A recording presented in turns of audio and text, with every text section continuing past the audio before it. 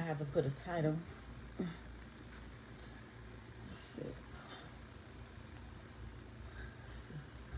Put my hair up in there. There's a lot going on with it.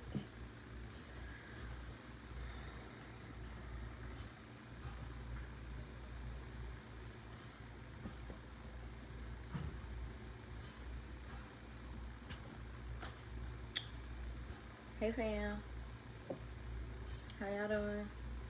How you doing? How you doing? How you doing? Peace and love to everybody.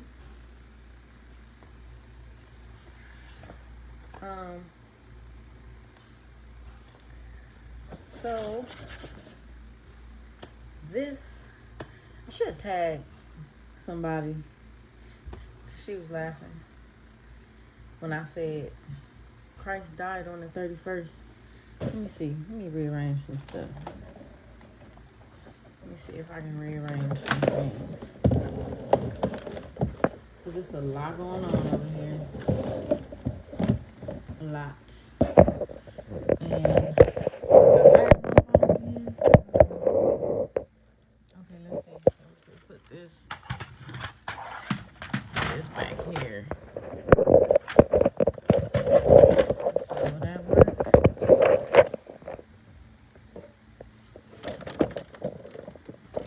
Oh, I can't put that up any higher.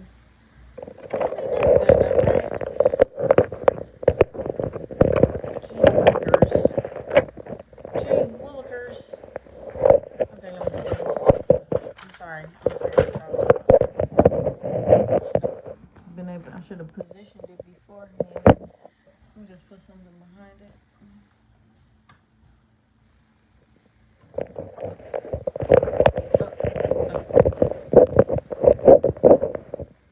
There we go. That should work. Hold on. I'm gonna get it together, y'all. Hold on. Okay. This. Hold on. Okay. This can go over here. And this can go, nowhere. That's cords. That can go there.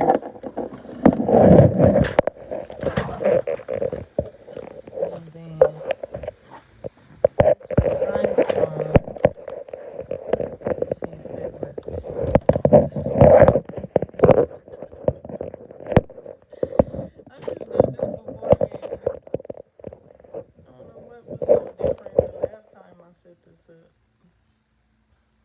it doesn't look sturdy. It looks like it's gonna fall, but I'll deal with that if it falls. So, as I said before in the comment where people were laughing, the crucifixion took place on the 13th of the month. That is what the Bible describes. So we're gonna go through it, and we gonna see what day this took place on. I had somebody comment and say he died after Passover, the day after Passover. So that would mean that he died on the 15th, which is the first day of Unleavened Bread, which means that everybody should have been in feast mode, right? But we're going to look at that because they were not in feast mode. We're also going to look at when the first time and all the times they said it's the preparation day. Because people say he died on the 14th, which is the preparation day, but we're going to see when the sun went down and when those words start being used. We're also going to look at the day they ate the Last Supper, which is actually the day that he was crucified, and what they were eating, what took place, what things transpired that made me say, this is the 13th day of the first month, right?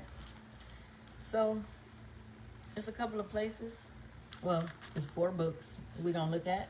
That's Matthew, Mark, Luke, and John. And let me open up my notebook, because for this, I had to have notes. Don't clown, okay? Because this is an old notebook, and it's raggedy. But I have a lot of pages left in here. So, let's pull up the little grid that I have for this. So, what I did was I wrote out the different events and how they link, where they match with each other. Matthew, Mark, Luke, and John, right? So, to show that we're starting all in the right place, if you want to challenge anything that I'm saying, please do.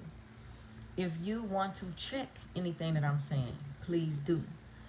If you want to agree with anything that I'm saying, please do. Whatever it is that you want to do, please do it. I'm asking that you get a pen and paper and your Bible if you're going to do any of those things. If you're going to agree, disagree, challenge, object, whatever, because it's necessary, right? So, with Matthew, the place I started was chapter 24. With Mark, chapter 15. With Luke, chapter 21. And with John, hey, I didn't write it. I think it's chapter 11. So, again, Matthew 24, Mark 15, Luke 21, John 11. So we're going to show that we're starting off in the same place in the story. So for Matthew 24 and verse 1, it says, "And Jesus went out and departed from the temple, and his disciples came to him for to show him the buildings of the temple. And Jesus said unto them, See ye not all these things? Verily I say unto you, there shall not be left one stone upon another that shall not be thrown down. And he sat at the Mount of Olives." So that's a linker. We're going to see that all of these places where we start, he's at the Mount of Olives and he's saying the same thing. So that's how we know we're in the same part of the story. It says, "The disciples came unto him privately, saying, Tell us, when shall these things be, and what shall be the sign of thy coming and of the end of the world?" And Jesus answered and said unto them, "Take heed that no man deceive you, for many shall come in my name, saying, I am Christ, and shall deceive many." Right? So then we see that a timestamp. So the first timestamp, and then we're going to go to Mark and verify that we at the same timestamp. So Jesus said a whole bunch. Like, that's why we're going to skip through, because we're going to make this quick. He said a whole bunch, right? All of this is in red that we passing through. But we're pointing out he's at the Mount of Olives, the question that was asked, his response, and then the timestamp. The timestamp is in Matthew 26. So after we get all the red, we get to Matthew 26. And it is black. Now we narrating again. It says, "And it came to pass, when Jesus had finished all these sayings," so all of that stuff that they talked about, Matthew went in detail of it. It says, he said unto his disciples, "Ye know that after 2 days is the feast of the Passover, and the Son of Man is betrayed to be crucified." Right? So this is a time stamper. Write this verse down. Matthew 26, verse 1 and 2. He said, after 2 days is the feast of the Passover, and the Son of Man shall be crucified. So I'm going to just go ahead and cut straight to the chase and let you know he's not talking about the feast. He's talking about the day that he is crucified. So he's saying after 2 days, I'm going to add this for context, it's the 13th and I'm going to die. Right? We're going to prove that in a minute. But with that timestamp, it goes on to say in verse 3 and 4, I'm going to keep going. Then assembled together the chief priests and scribes and the elders of the people unto the palace of the high priest, who was called Caiaphas, and consulted that they might take Jesus by subtlety and kill him. Okay, so that's the end of the timestamp right there. So he was at the Mount of Olives. They asked him, when is going to be the end of the world? He said, be not deceived. He said a whole bunch of stuff. And after he said all of that stuff, he said, you know, after 2 days, I'm going to die. And then the chief priests and everybody coming together to try to kill him, right? So we're going to go to Mark 15. And we're going to make sure we're starting at the same place. Now, see, in Mark, you got all this black. So, you know, Mark ends at chapter 16. Yeah, Mark ends at chapter 16. He skipped a whole bunch of stuff that Jesus said, but we're looking for the timestamp. So, Mark 15 and 1, it says, and straightway in the morning the chief priests had a consultation with the elders and scribes and the whole council, and bound Jesus and carried him away and delivered him to Pilate. Wait a minute. Nope, that's not right. We're supposed to be at 13. I'm sorry. Correction. Mark 13 and 1, not 15. It says, okay, and now we got a little more red. So Mark gonna let Jesus do some talking. It says, and as he went out of the temple, one of the disciples said unto him, so if you read into it, you're going to see he's at the Mount of Olives. But we're going to start right here for the sake of time. It says, and as he went out of the temple, one of his disciples saith unto him, Master, see what manner of stones and what buildings are here. And Jesus answered unto him, seest thou these great buildings? There shall not be left one stone upon another that shall not be thrown down. And as he sat at the Mount of Olives, over against the temple, Peter and James and John and Andrew asked him privately, tell us, when shall these things be, and what shall be the signs when all these things shall be fulfilled? And Jesus answering them began to say, take heed lest any man deceive you. For many shall come in my name, saying, I am Christ, and shall deceive many. Timestamp. We at the same exact part of the story. He's at the Mount of Olives, same question, same answer, right? And then we're going to skip down to 14 and 1. He does some talking. 14 and 1, it says, and after 2 days was the feast of the Passover and of unleavened bread, and the chief priests and the scribes sought how they might take him by craft and put him to death. But they said, not on the feast day, lest there be an uproar of the people. So we're at the same part of the story. Now this is where your teachers will get tripped up. We gonna skip over Luke real quick and we gonna go to John, right? We see we at the same part of the story. And they said the same thing. After 2 days is the Passover, and the Son of Man is to be betrayed. I think it said, let me see. It said, after 2 days was the feast of the Passover and of unleavened bread, and the chief priests and scribes saw how they might kill him. Right? Now let's go to John. I think I started at 11, but it might be at 12 what I'm looking for, because John discussed the reason why they sought to kill him. I'm going to just go on and spoil it. Lazarus. They said we got to kill him and Lazarus because he done brought this man back from the dead and everybody believing on him. We can't have that. But,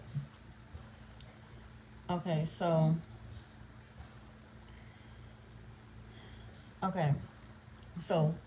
for your sake, start at chapter 11.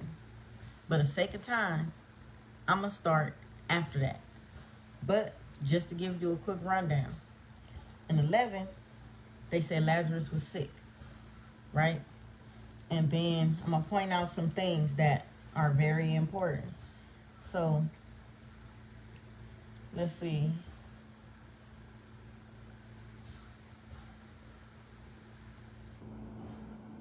Okay, so Jesus is telling the disciples that are with him, hey, Lazarus is dead. He's not just asleep, he is dead. Okay, and then verse 17 of 11 says, then when Jesus came, no, before that. Let's see. Before that. Okay, here it is. It's verse 6 in chapter 11. It says, when he had heard, therefore, that he was sick, he abode 2 days still in the same place where he was. So he found out Lazarus was sick, and he stayed there 2 more days. He wasn't in a rush to leave, right? And then in verse 17, it says, then when Jesus came, he found that he had lain in the grave 4 days already. So do the math. That's not really important to the 13th, but if you follow along, you'll know when Jesus was told that Lazarus was sick. Because when Jesus found out Lazarus was sick, he was dead, and he still waited 2 more days. And then 2 days passed, and he went and found out, okay, he'd been dead 4 days already, right? But then we're going to skip down to, dang, battery low. We're going to skip over to chapter 12, right? It says, then Jesus, 6 days before the Passover, came to Bethany, where Lazarus was, which had been dead, whom he raised from the dead. Right? 6 days before the Passover. Now, when they're talking about this Passover, they're talking about the actual feast.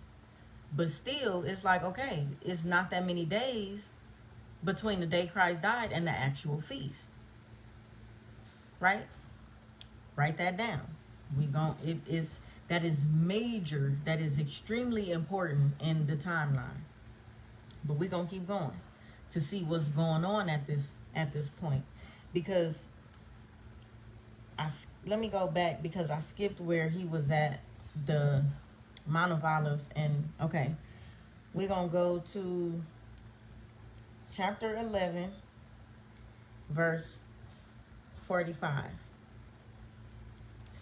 And this says, then many of the Jews came to Mary, and had seen the things which Jesus did, believed on him. But some of them went their ways to the Pharisees and told them what things Jesus had done. Then gathered the chief priests and the Pharisees a council and said, what do we? For this man doeth many miracles. If we let him thus alone, all men will believe on him, and the Romans shall come and take away both our place and nation. So John is giving detail. Matthew and Mark said the scribes and the Pharisees and the elders and the chief priests and whoever else was in charge came together and tried to figure out how to kill him. John is giving you detail. They came and said, and then they said, and then it says, and one of them named Caiaphas. So we see that this is the same guy. This is the same conversation, just more detail. Being the high priest that same year, said unto them, ye know nothing at all, nor consider that it is expedient for us. So we got to hurry up. We don't have time to play, right? The feast is nigh at hand, but we got to hurry up. And we can't do it on the feast day. We got to hurry up. It says, that one man should die for the people, and that the whole nation perish not. And this spake he not of himself, but being high priest that year, he prophesied that Jesus should die for that nation, and not for that nation only, but that also he should gather together in one of the children of God that were scattered abroad. Then, from that day forth, they took counsel together for to put him to death. Right? So Christ is not walking out in the open no more. We see now, because it wasn't like he was at the Mount of Olives and he told the disciples, look, the end, when the end come, all praises, all praises. It's not like he was at the Mount of Olives and they said, when is the end gonna come? And he said, oh, it's gonna come this, and then they start trying to kill him because he said that. No, he had been talking the whole time. The difference, John let us know, is because he went and woke Lazarus from the dead. And then all the people, I didn't read that, I skipped over it, but all the people that were there were amazed and telling everybody, I saw this man raise a dead man that was stinking. And so that's what made the chief priests come together and say, we got to kill him. And not just we got to kill him, but we got to kill Lazarus too. We got to kill both of them. Like, don't you know, right? So we saw Matthew and Mark say after 2 days, and then John said 6 days before. Now, if we look at what's going on, because it says 6 days before he went to Bethany, and verse 2, there they made him a supper, and Martha served, but Lazarus was one of them that sat at the table with him. Then took Mary a pound of ointment of spikenard, very costly, and anointed the feet of Jesus, and wiped his feet with her hair, and the house was filled with the odor of the ointment. Right? So that only happened one time. One time. We see the timestamp here. Now let's go back and verify that the timestamp is talking about the same thing. So we're going to go to Matthew. I'm going to tell you where. Matthew 26, verse 1, it says, and it came to pass when Jesus had finished all his sayings, he said unto his disciples, you know that after 2 days is the feast of the Passover, and the Son of Man is betrayed to be crucified. Then assembled together the chief priests and scribes and the elders of the people unto the place of the high priest, who was called Caiaphas, and consulted that they might take Jesus by subtlety and kill him. But they said, not on the feast day, lest there be an uproar among the people.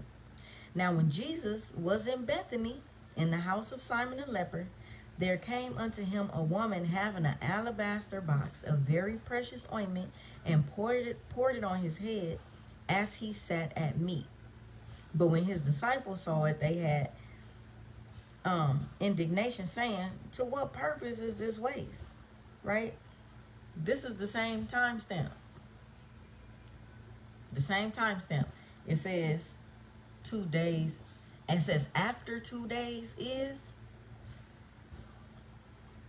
Same thing going on, right? But we don't want just one witness. Let's go to Mark.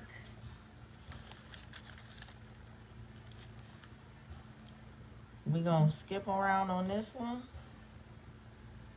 No, we're not. We're going to go straight to it. Back to Mark 14, verse 1. It says, after 2 days was the feast of the Passover and of unleavened bread, and the chief priests and the scribes sought how they might take him by craft and put him to death. But they said, not on the feast day, lest there be an uproar of the people. And being in Bethany, is still, this is rolling right along, no jumping around. And being in Bethany, in the house of Simon the leper, as he sat at meat, there came a woman having an alabaster box of ointment spikenard, very precious, and she brake the box and poured it on his head. And there were some that had indignation within themselves and said, why was this waste of the ointment made? I don't see any discrepancy. You might see a discrepancy because Matthew and Mark and Luke, let me see, let's go, we didn't touch on Luke, let's touch on Luke. They both said after 2 days, but John said 6 days before. We're going to break that down, right? Because like I mentioned, Matthew and Mark talking about the crucifixion Passover, when the Son of Man is betrayed. John is talking about the feast of the Passover. And even though there are not 4 days in between that, we're gonna see how they are all accurate in their timekeeping. So with Luke, we're gonna go to 21. And I'm gonna skip around a little bit, start at verse 37.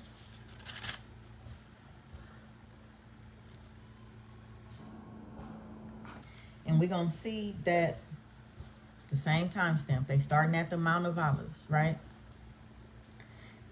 It says, and this is Luke 21:37. And in the daytime, that's important as well, because we're gonna look at these evenings and day breaks and all of that, right? It says, and in the daytime he was teaching in the temple, and at night he went out and abode in the Mount of Olives that is called, and abode in the mount that is called the Mount of Olives. And all the people came early in the morning to him in the temple for to hear him. 22:1 says, now the feast of unleavened bread drew nigh, which is called the Passover. And the chief priests and scribes sought how they might kill him, for they feared the people.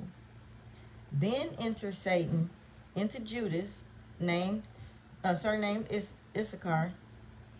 Iscariot, being of the number of the 12, and he went his way, right?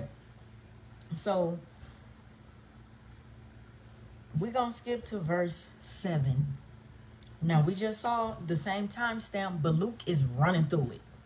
Look, he was at the temple. He said some stuff after he got up, and people came in the daytime. It was nighttime. He got up and went on about his way, but the priest was trying to kill him. They was setting up to kill him, and he went, and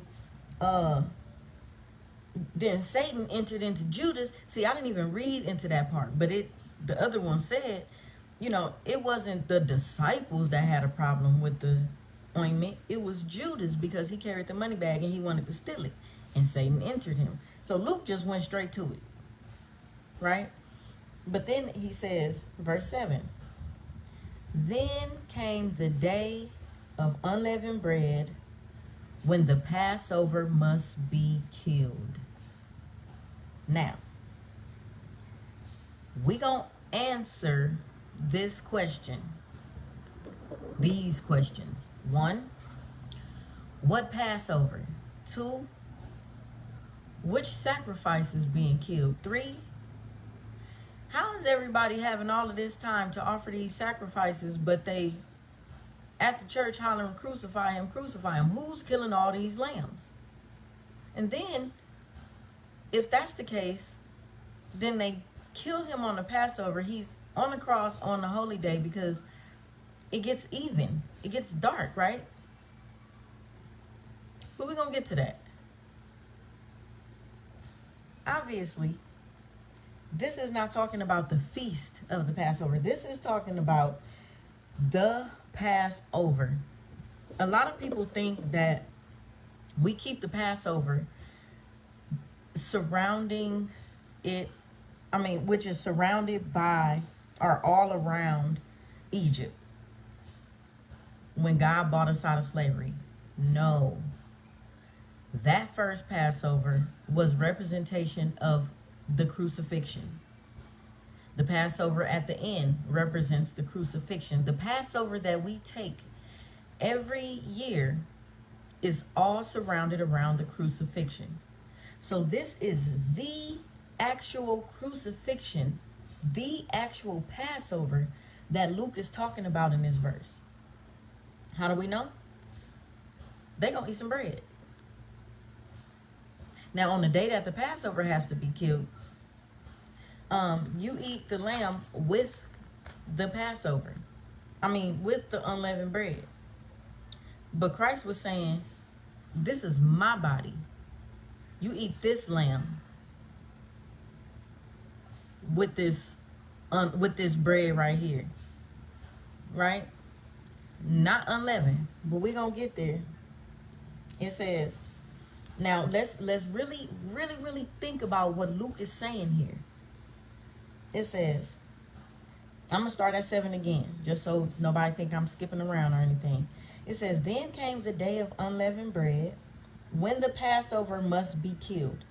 Now, on the day of unleavened bread, do we eat bread? No, no, no, no, no. It says, and he sent Peter and John, saying, go and prepare us a Passover that we may eat.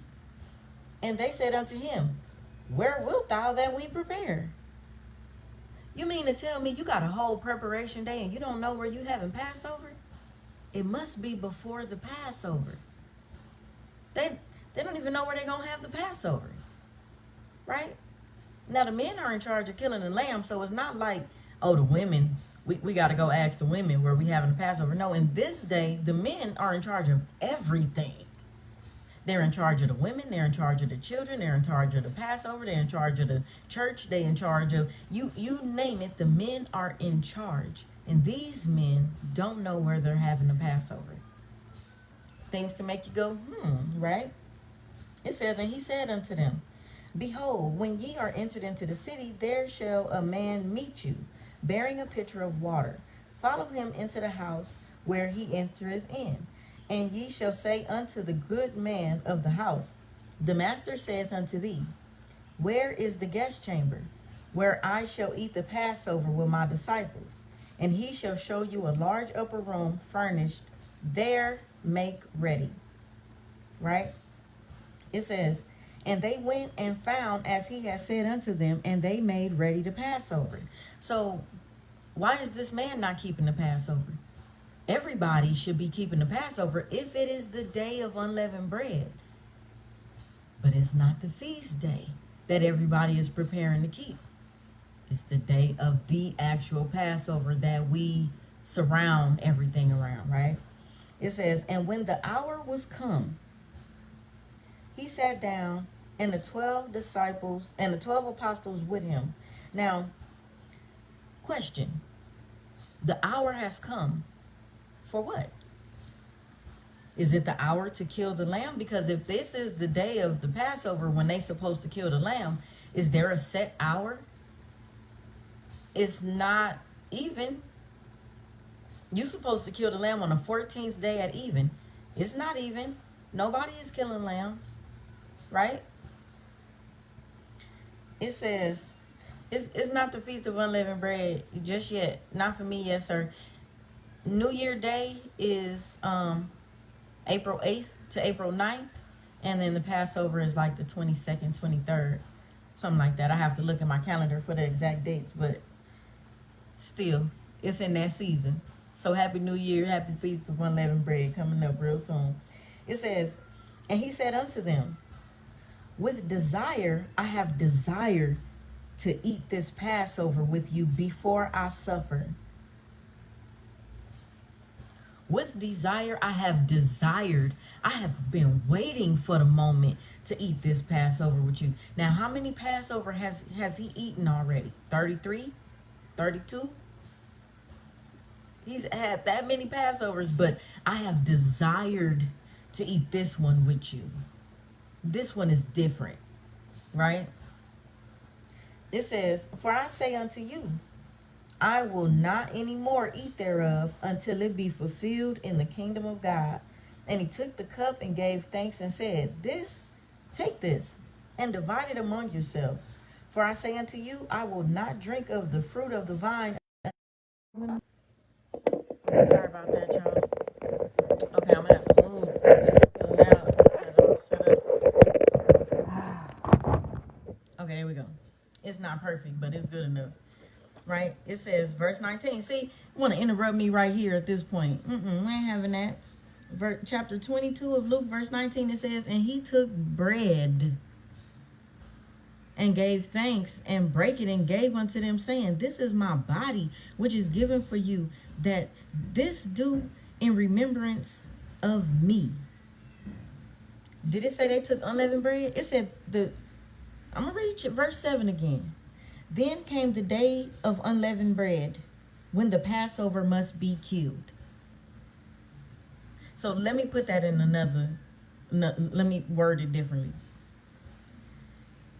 Then it was the day that Christ would be killed, who is the ultimate Passover. That's really what it's saying. Because are they really eating bread on the day of unleavened bread? It didn't say this the preparation day. We gonna get to there. It's not the preparation day. But it says, then came the day of unleavened bread, and Christ himself, who has never sinned, took bread and broke it and gave it to them. Proof. We're talking about him being that unleavened bread. Him being that lamb that they're eating, right? Because he said, this is my body. The bread is his body. The bread is the lamb. There's no meat here. It didn't say anything about them eating meat. But we're commanded to eat all the lamb. Any lamb that's left over, burn it, right? But he said, I am the lamb. This is my body. Eat this lamb. Drink this. This is my blood that you put over your doorpost. No more of that. This is me, right? I am the ultimate sacrifice, right? But let's keep going because it gets better. It says, I'm going to read it a little fast so we can get to the part. Likewise, also the cup after supper, saying, this cup is the New Testament in my blood, which is shed for you. But behold, the hand of him that betrayeth me is with me at the table. And truly the Son of Man goeth, as it was determined. But woe unto that man by whom he is betrayed. And they began to inquire among themselves, which of them it was that should do this thing. And there was also a strife among them when they should be accounted, which of them should be accounted the greatest? And he said unto them, the kings of the Gentiles exercise lordship over them, and they that exercise authority upon them are called benefactors. But ye shall not be so. And he that is greatest among you, let him be as the younger, and he that is chief, and he that doeth serve. For whether is greater, he that sitteth at meat, or he that serveth? Is not he that sitteth at meat? But I am among you as he that serveth. Ye are they which have continued with me in my temptations. And I appoint you a kingdom, as my Father hath appointed unto me, that ye may eat and drink at my table in my kingdom, and sit on thrones judging the 12 tribes of Israel. And the Lord saith, Simon, Simon, behold, Satan hath desired to have you, that he may sift you as wheat. But I have prayed for thee, that thy faith fail not. And when thou art converted, strengthen thy brethren. And he said unto him, Lord, I am ready to go with thee, both into prison and to death. And he said, I tell thee, Peter, the cock shall not crow this day before thou shalt thrice deny me. Let me see, wait a minute. Oh yeah, here we go. Sorry. And he said, I tell thee, Peter, the cock shall not crow this day before thou shalt thrice deny me that thou knowest me. And he saith unto this. I'm going to have to plug my phone in. Where was I? And he said unto them, when I sent you without purse and scrip and shoes, lacked ye anything? And he said, nothing. Wait a minute, is this the one? Nope. Let me go to another. Let me see, was it John? We're going to go to the same part, which is the dinner. Let me see. Judas made deal.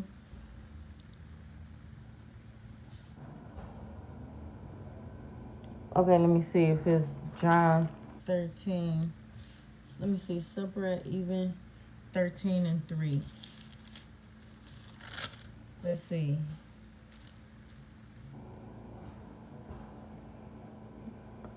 John 13 and 3. He rises at supper. Okay, here we go. So this is where it gets good. This is another major question to ask. Okay, I'm going to go there and read it, but let me point out this real quick, and then I'm going to read it. And I'm going to go through it real fast. So I'm not sure if you just got here, but just in case you did, we've already pointed out that, and I just closed the doggone notebook. We already pointed out that we are at the same exact spot in all 4 stories. So if you start with Matthew, we started at chapter 24. Mark chapter 13, Luke chapter 21, and John chapter 11. Now we've already seen how this is the same exact timestamp. Matthew and Mark said after 2 days is the Passover. John said 6 days before the Passover. And now we are at the point where we've seen where they said the day of unleavened bread is here. I'm gonna read it again for you, and then we're gonna, just to catch you up real quick. In Luke 22 verse 7, it says, then came the day of unleavened bread when the Passover must be killed. Right? So this is the day of unleavened bread, not the feast, but the day that Christ should be killed. Not any old random lamb that everybody is sacrificing, but the actual sacrificial lamb. So now we're at the feast, the unleavened bread, where they're eating. And okay, I see you. I'm gonna get there. I'm gonna respond to that in a second. But right now they're eating bread. We see it already says this is the day of unleavened bread, not the day before, but the day of unleavened bread, and they're eating bread. There's no meat there. Christ is saying, I am the lamb. Eat my body. This is the lamb. This bread, not unleavened bread, but this bread is the lamb that you're going to eat. Right? Now, we are going to, just to show where we are, John 13 says, now before the feast of unleavened bread, now before the feast of the Passover, right? Before the feast of the Passover. Now we just saw Luke say the day of unleavened bread. But John, who I already pointed out, says 6 days before. John is the only one that's speaking of the actual feast day. Everybody else is acknowledging Christ as the Passover, right? So he's saying before the Passover, this stuff happened. So let's see. We're going to skip down to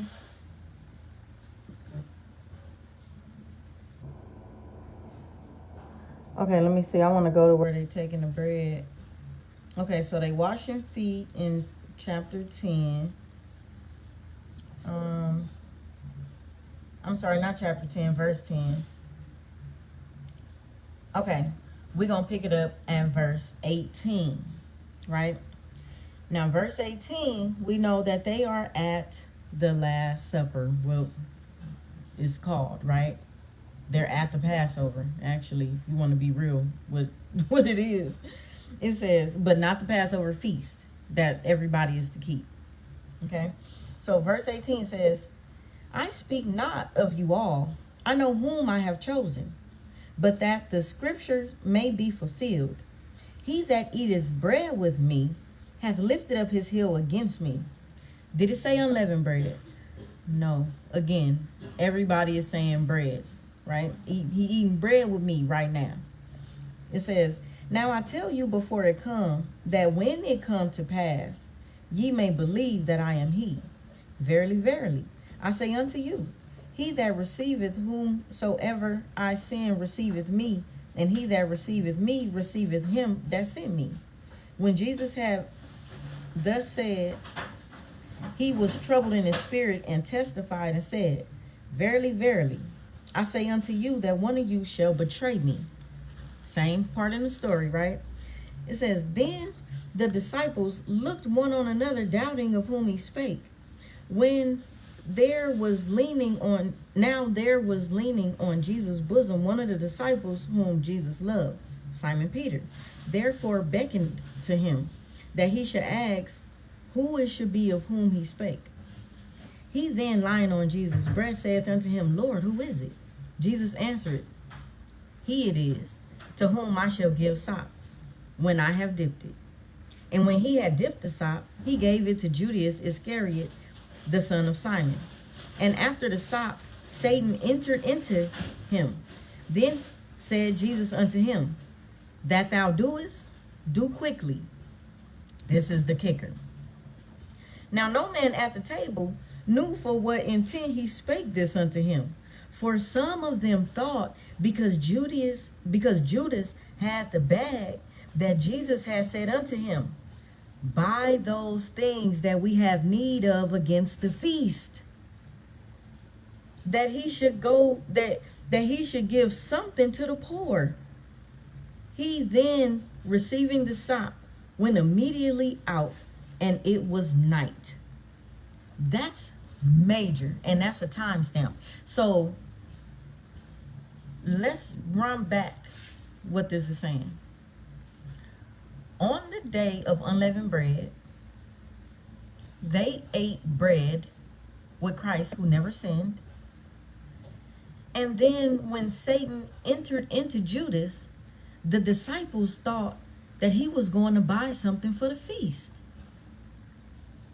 There is no way that this is the 14th or the 15th day of the month. There is absolutely no way that it's the 15th day of the month. Because you asked, brother, let's go read Leviticus 23. And let's see, could the disciples who are walking with Christ, who is blameless, have sent a man to buy something on this day? Because then it was night, right? When they started the statement, it was daytime. When he said, all right, the Passover is here. Today is the day of unleavened bread. Go tell the man we coming. And they like, wait, where are we having the Passover? They don't even know. They're not prepared. Strike one.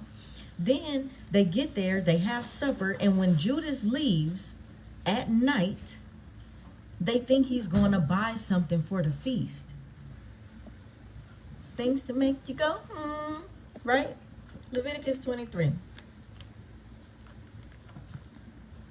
Now, verse 5. Verse 4. These are the feasts of the Lord, even holy convocations, which ye shall proclaim in their seasons. In the 14th day of the first month at even is the Lord's Passover. And on the 15th day of the same month is the feast of unleavened bread unto the Lord. 7 days ye must eat unleavened bread. In the first day ye shall have an holy convocation. Ye shall do no servile work therein, but ye shall offer an offering made by fire unto the Lord 7 days.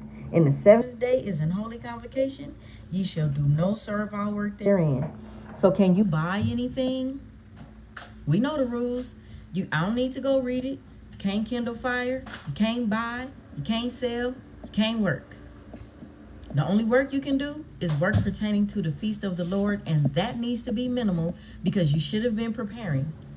He's been teaching us to prepare this whole entire book. Are you still there, brother? So let's look at something else that is a major timestamp. And for the sake of time, and let me plug in my charger because my phone has warned me a few times. And I need to take heed to the warning before this thing dies out on me. And then I'll be upset because my video would have deleted, because that has happened before. Get through a whole video and it delete because my phone died before I could say post it. So let's see if I can set this somewhere with a charger plugged into it. Now, let's get to something else that is extremely important when it comes to the timeline. Now, I'm going to just run through some things. I told you where to start. If you want to check, please check what I'm saying. Don't believe anything that I'm saying, okay? Because study to show yourself approved, right? But I'm going to run through some stuff and we're going to get to the gusto, the major thing, right? So, after they leave the feast, right? After they have partaken in the first Passover, right? This is not the Last Supper. This is the first Passover. Major, right? So when they leave there, it's nighttime. He's already said, it's my time to go. The hour has come. They go and pray. Well, he goes and prays. They go to sleep. But nighttime, right? No, you cannot buy on the 15th. You can buy on the 14th, but you cannot buy on the 15th, and you cannot buy on the 21st. That is the first and the last day of unleavened bread. And that's what I read in Leviticus 23, verse 6 through like 7 or 8. You can't do anything on the first and the last day. Now, day 2, 3, 4, 5, and 6. Oh, yeah.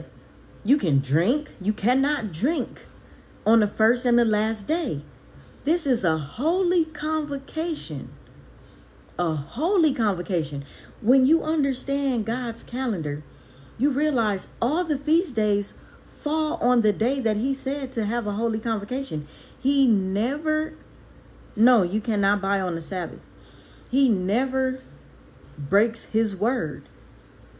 He said on every Sabbath, keep it holy. And every feast day, he said it's a holy convocation. It falls on the Sabbath. So the first day and the last day, no buying, no selling, no drinking, no partying, no turning up. It's a holy convocation. Day 2 through 6, turn up. He said, feast unto me, whatever your soul lusteth after. But that first and that last day, keep it holy, right? So anyways, I'm sorry. I'm trying to get to the gusto. So he tells them, the sun ain't go, the crow ain't gonna cock. The cock ain't gonna crow 3 times before you deny me 3 times. It depends on who you hearing say it, because some say the cock is gonna crow 3 times, and some say before the cock crow, you gonna deny me 3 times. That part I'm not really like focused on, but you can read it and get the details. But they leave at night, and he told them, before the cock crow, you gonna deny me 3 times. Are you talking about you got me? You to the death, huh? You got me. But before the cock crow again, it's not like, okay, we leaving here and then you gonna hear the cock crow and then tomorrow when it's going down. No. He like, this finna go down now. The time is now. So when they leave there, he goes to pray. They come and take him all at nighttime. The cock crows while he's on his way to the torture, the beginning of the torture. So that lets us know we're in the same day, and the sun is going to be rising soon, right? Same day. Now, the day comes, he is questioned, beat, tortured, spit on, kicked, all kind of stuff, laughed at, ridiculed, everything. If we read through it, never once does it say even came. And all of that time, it tells you when the nighttime came, when Judas left, he prayed at night. It tells us when the sun came up. It tells us when the daytime is the things that are happening in the daytime. Now let's get to the first time that it says it got dark. And this is going to answer a question that no teacher can answer that is satisfactory for me. And that's, why did God say, my God, why have you forsaken me? Nobody can answer that. But it's clear. He knew he was the Passover. He knew that everything was revolved around him. And so everything that he did revolved around the Passover. Do you see how God worked? Like, that's so amazing to me. He died on the 13th, and on the 14th, they're preparing to kill the Passover. And on the 15th, they're keeping the holy convocation. And then on the 16th, it's over. He up. Amazing, right? But let's get to the first time they said preparation day, right? So it says, and we're going to pick this up at, should I start with John? I'm going to start with John just because I'm here. But usually I like to end with John because John is speaking on the timeline different. And we're going to get to that. We're going to get to that. John 19, verse 28. So we've skipped all the torture. It says, after this, Jesus, knowing that all things were now accomplished, that the scriptures might be, not scriptures, that the scripture might be fulfilled, saith, I thirst. Now there was set a vessel full of vinegar, and they filled a sponge with vinegar, and put it upon hyssop, and put it to his mouth. When Jesus therefore had received the vinegar, he said, It is finished. Pause. Just like when Jesus told those people at before with Lazarus, just like Jesus told the disciples, I'm not doing this for me. I'm not saying this for me. I'm doing this for you. God already knew it was finished. Did he have to say that for him? Did he have to say that for it to be finished? No, we just read that he knew it. He knew it. That's why he said, okay, I'm thirsty now. Before they tried to give him the hyssop, he didn't take it. It was too soon. But he like, all right, it's time. All right, I'm thirsty. Give me this nasty vinegar so I could fulfill this scripture. Now I took the vinegar. It's finished. I'm dying now. It's a wrap, right? But let's read what happens. And he bowed his head and gave up the ghost. Oh, wait a minute. Hold on. Let me go back. I'll get to it on the other one. Let me see. Is this one? Oh, he did. Wait. He doesn't say it on this one. Okay, this is why I like to come to him last, or to John last. But we're going to see in the other parts. I ain't going to spoil it. We're going to get there, okay? So he bowed his head and he gave up the ghost. But keep in mind that he said it is finished. Not for himself, but for us, right? It says, the Jews, therefore, because it was the preparation. This is the very first time that John says anything about a preparation day, a preparation anything. They don't even say preparation when they're preparing, when they go on to tell the man, hey, we need the upper room. So this is verse 31. And then they let us know, just in case you don't know, let me tell you what the preparation is. It says that the bodies should not remain upon the cross on the Sabbath day, for that Sabbath day was an high day. Besought Pilate that their legs might be broken and that they might be taken down. Then came the soldiers and brake the legs of the first and of the other which was crucified with him. But when they came to Jesus and saw that he was dead already, they brake not his legs. Let's pause. So we're going to see when it got dark, when we read the other examples. But when they mention it's the preparation day, now they want to break some legs. Now they want to not kill, but speed up death. So we don't even know how long it's going to take. But we got to speed this up. Because now it just got even and it's the preparation day. We got to get these bodies off of the cross. We got 24 hours to get these men dead. We got 24 hours because the sun just went down. Let's verify that. And then we're going to come back to John. It's a reason why John is last. But let's verify that, right? So let's go back to Matthew. We're going to pick it up at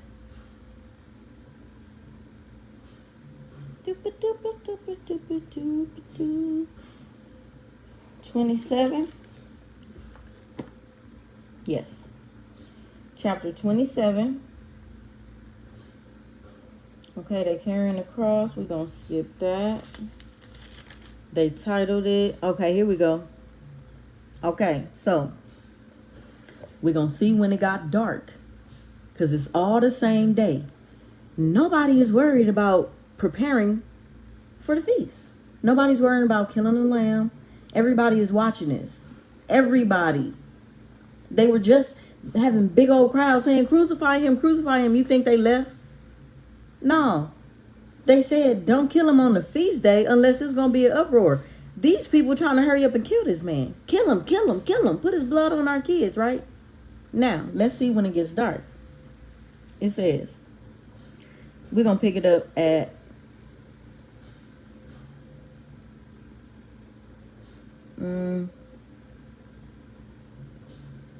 43. So Matthew 27, verse 43, it says, he trusted in God. God trusted God. Okay. Let him deliver him now, if he will have him. For he said, I am the Son of God. The thieves also, which were crucified with him, cast the same in his teeth. Now from the 6th hour, there was darkness all over the land until the 9th hour. Okay. What time is this? Should it be dark?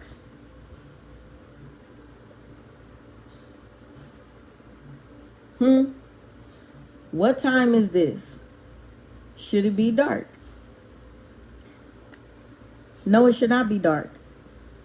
The 9th hour is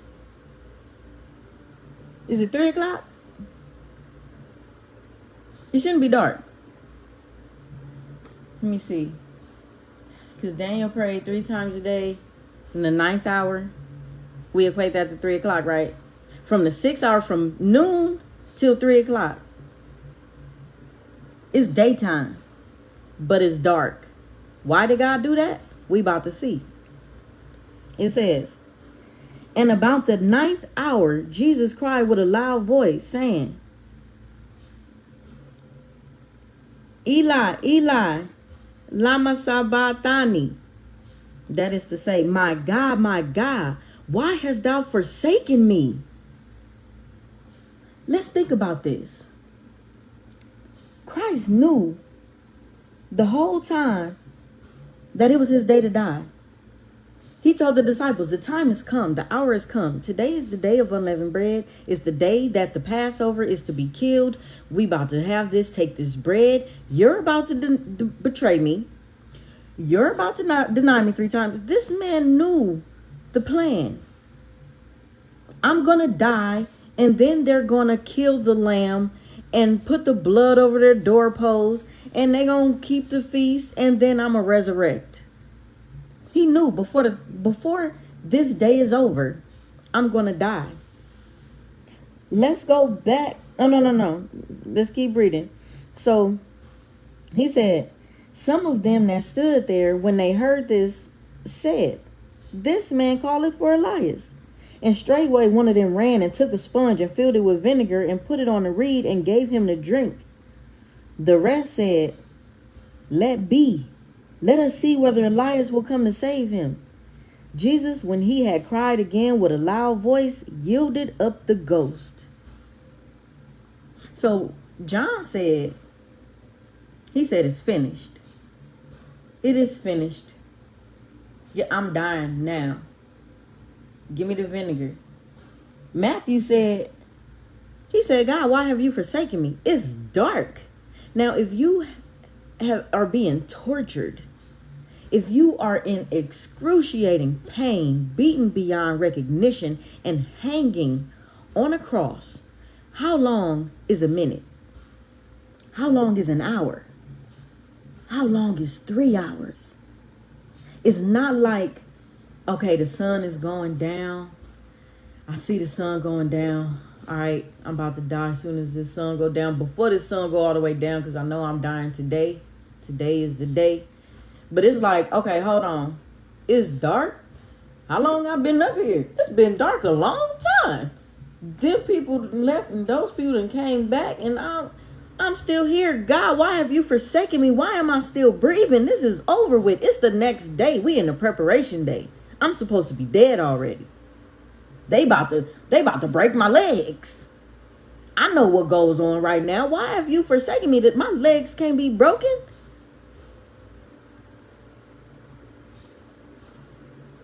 That's what's happening.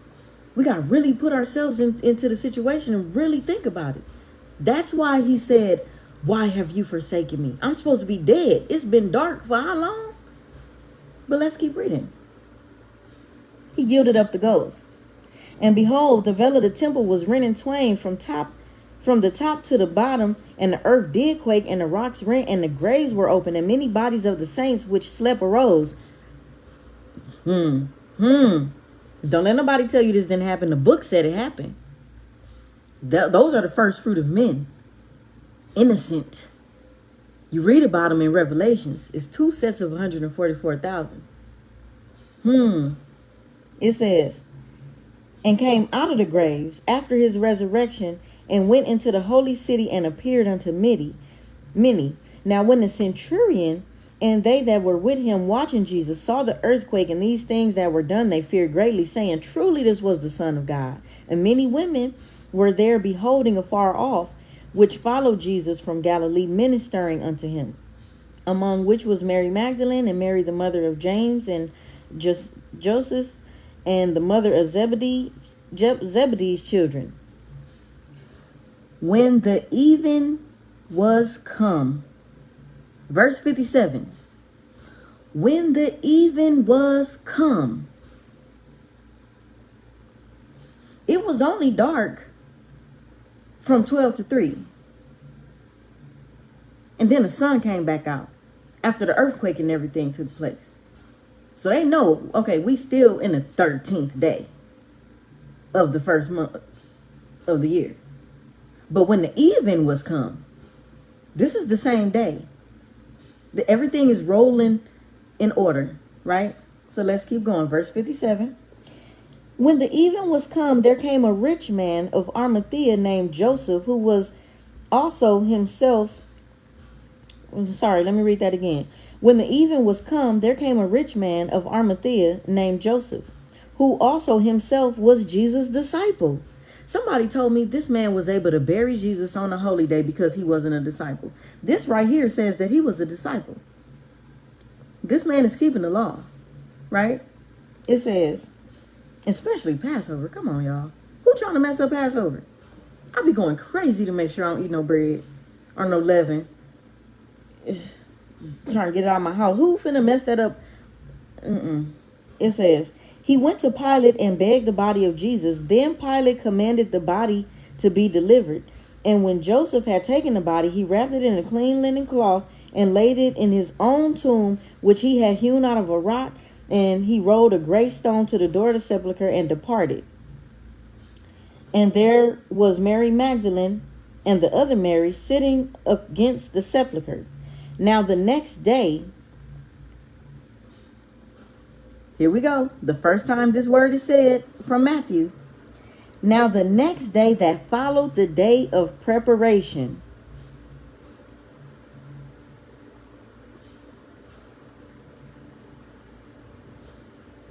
Okay, so Brother Taylor, Rod, you missing the whole new moon.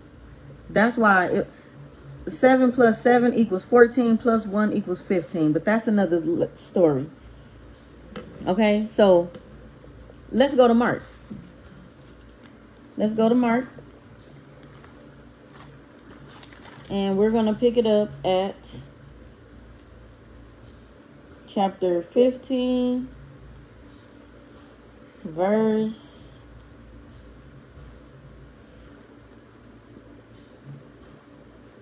33. We're going to get right to the gusto.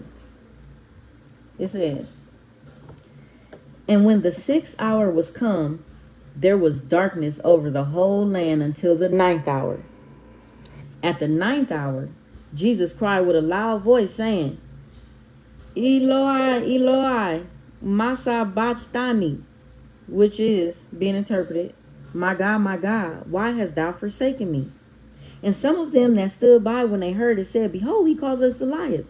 And one ran and filled a sponge with vinegar and put it on a reed and gave him to drink, saying, let alone, let us see whether Elias will come to take him down. And Jesus cried with a loud voice. What did he cry? It is finished. And gave up the ghost. And the veil of the temple was rent in twain from the top to the bottom. And when the centurion, which stood over against him, saw that he so cried out, he gave up the ghost. He said, truly, this man was the Son of God. There were also women looking afar off, among whom was Mary Magdalene and Mary the mother of James the Less, and of Joses and Salome, who also, when he was in Galilee, followed him and ministered unto him, and many other women which came up with him to Jerusalem. And now when the even was come, Because it was the preparation. That is the day before the Sabbath. Nobody is mentioning the preparation day until even came. So did he die on the 13th? Or did he die on the 14th? Or did he die on the 15th? It looks like he died on the 13th. That's exactly what it looks like. Because after he died, the even came, and now everybody is preparing. Now it's the day of preparation.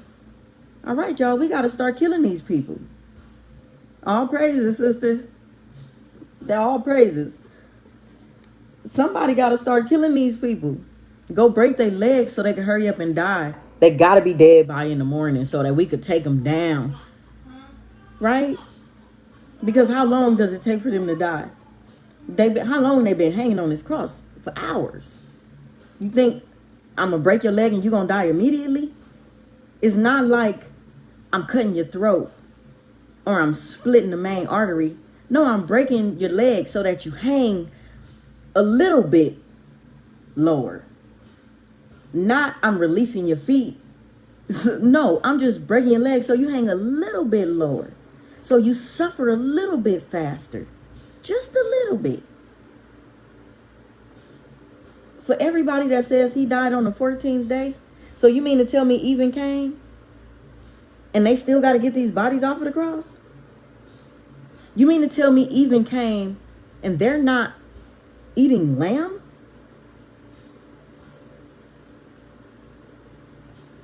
Come on, y'all. Because we know that everybody eating the Passover on the 13th at even going into the 14th is out of order. I mean, that's not even a question. Sorry, Brother Elijah, if that's what you're doing, you're out of order. You leading the people to the slaughterhouse anyway. I mean, you're completely out of order. Completely out of order. And the people that follow you not following God, they following you. So you got a lot of blood on your hands. But anybody else that's doing that is out of order. So we can cut that out. We know according to the book on the 14th day at even, everybody, all males, who was in charge of killing the lamb, and it's a lamb for every household. You're only sharing if it's a small amount of people and a big lamb. You have to read the lost books of Peter. Okay, send it to me and tell me what I'm looking for. I don't have a problem with reading anything. This is my foundation. This is my rock, right? So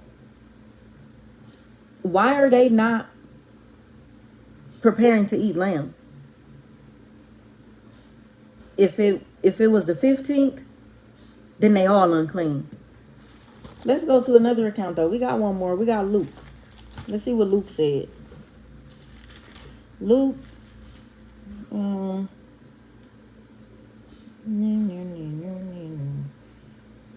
23:44.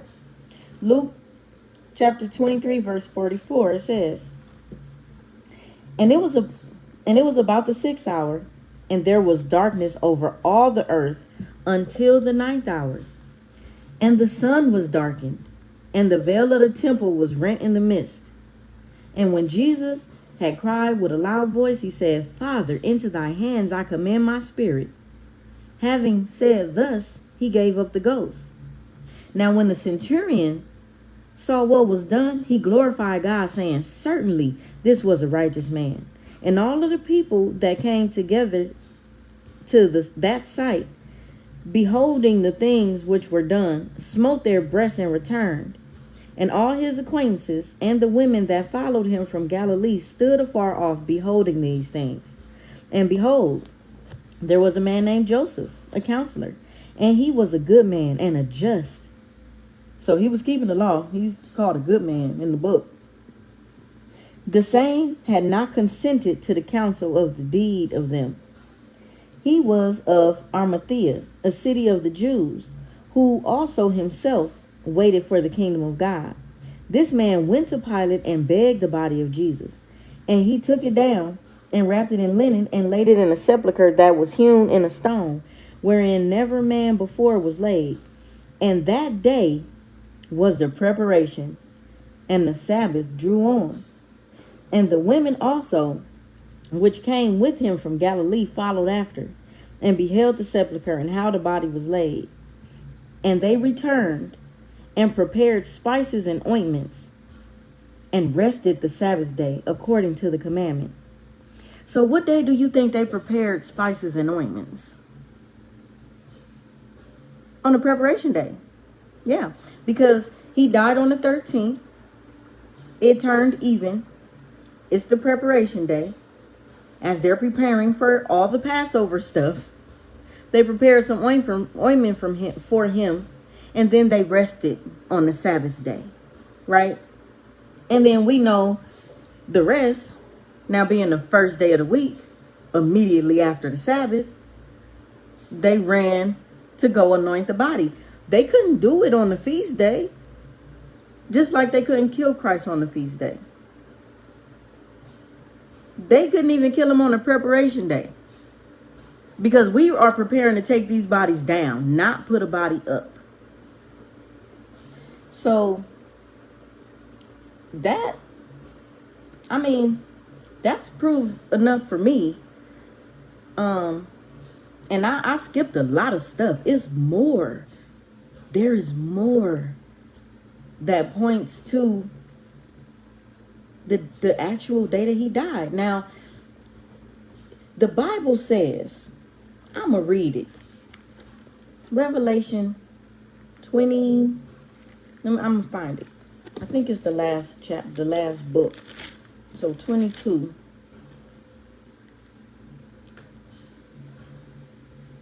Let me see. Let me see. Okay. Here we go. Now, understanding how meticulous God is, he does not play when he says anything. Take heed, please take heed to this. This is Revelation 22, verse 18. For I testify unto every man that heareth the word of the prophecy of this book, if any man shall add unto these things, God shall add unto him the plagues that are written in this book. We read a whole bunch of scripture. We read preparation day. We read Sabbath day. We read unleavened bread. We read Passover.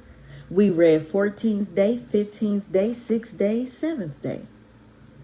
What we did not read is Monday, Tuesday, Wednesday, Thursday, Friday, Saturday, Sunday. If you add to this book by saying Christ died on Wednesday, you will add the plagues of this book to your life. I'm going to read it again. For I testify unto every man that heareth the word of the prophecy of this book, if any man shall add unto these things, God shall add unto him the plagues that are written in this book. We did not read Wednesday, Sunday, Saturday, Friday, no pagan days in this book. Please do not add to his word. You add to his word, you cause confusion. You add to his word, you add plagues to your life. I don't need to read the plagues for you to understand what they are. If you really want to understand this book, keep it innocent, keep it pure, keep it white, keep it virgin. Keep it what it says. No, he didn't die on a Wednesday. Wednesday didn't even exist. No, he didn't rise on Easter Sunday. Sunday ain't in here. No, Saturday is not the Sabbath day. That's not how God counts time. Please do not add to his word. When you're reading his word, if you're going to say I keep the Sabbath, don't say at Friday sundown to Saturday sundown, because that's not what he said. That is not what he said. You are adding to his word. He said on the 7th day of the week. That's what he said. He said on the 15th day of the month. So, praise God. Praise God. I am open to anybody that wants to elaborate, challenge, agree, disagree. If we gonna go through this book, if we gonna sincerely seek, I am open. You can contact me on this live. You can, I'm really not good at Messenger, okay? Comment on one of my posts. You can't post on my page. I'm really open. I might not have a lot of ways for you to contact me, but if you contact me on Messenger, make sure you start with a Bible verse, and I'll read it. Because I get a lot of messages and I don't have time. But I'm open. So if you agree, if you disagree, I don't care. I'm open. I can show you the other things that I see. I wasn't trying to be on this thing for 3, 4, 5 hours. It's a whole lot of reading. But what I also said I was gonna do. Because people say, I see a discrepancy. He said 2 days and he said 6 days. Oh, it's in my other book. Let me see if it's in this one. Y'all see my pretty book? I like it. Okay. Let me see if I wrote it in this one. Because I don't know why I write things over and over. In this book and that book. And then lose them. Throw them away. Okay, so I didn't write it in this book. I got it in my phone, but I'm on my phone. I'll write it again. So,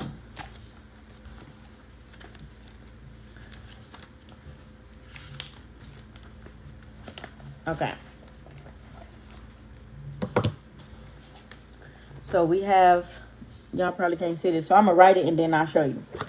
We have the 11th,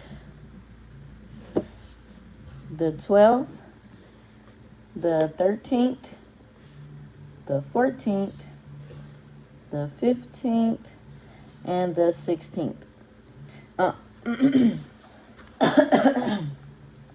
So if you start at the places where I suggested in those different chapters, I'm going to say it again. Matthew 24, Mark 13, Luke 21, John 11.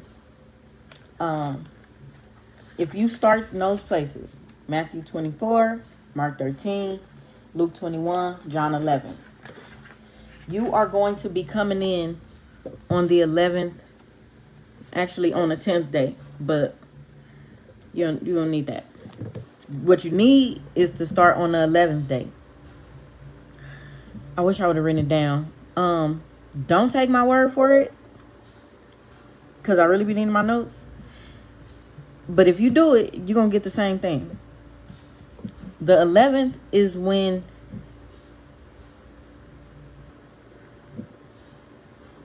after 2 days, after one. Okay, the 11th is when the alabaster box takes place.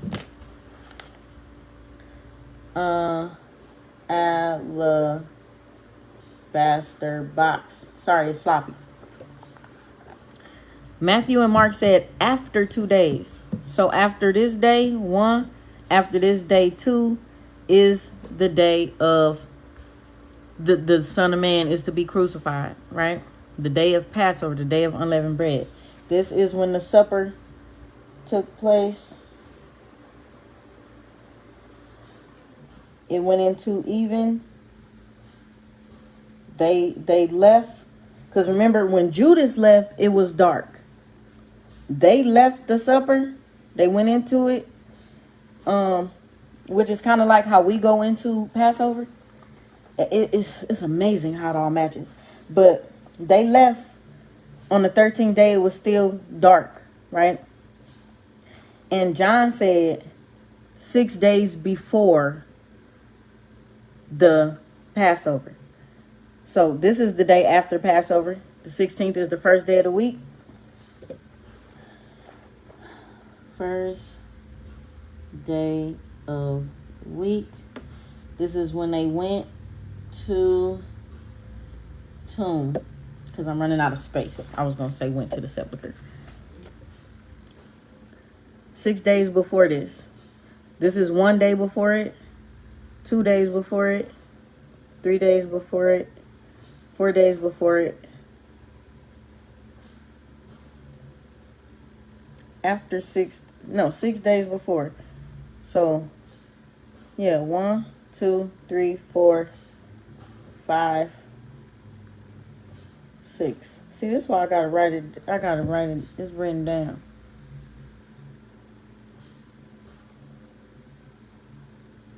Because the same day the alabaster box,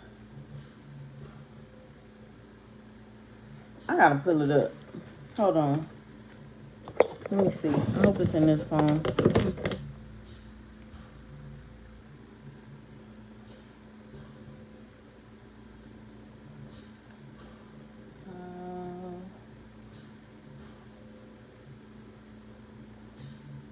Oh, nope, that ain't it.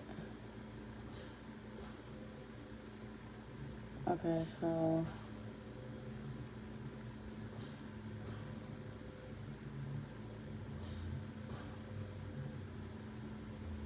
because I can't be giving off wrong information. Let me see. I had send it to me. Back.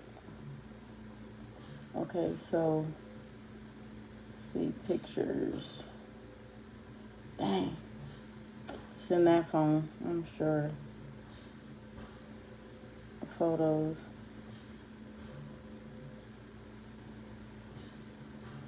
Or did it? No, let me check the other kid. See if I had the other kid send it.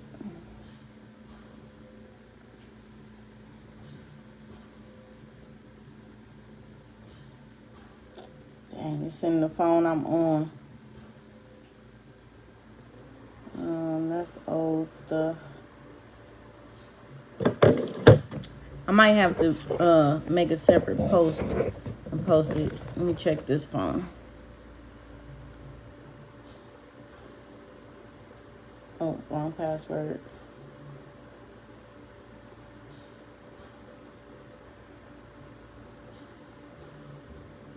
Nope, it for sure ain't in this one.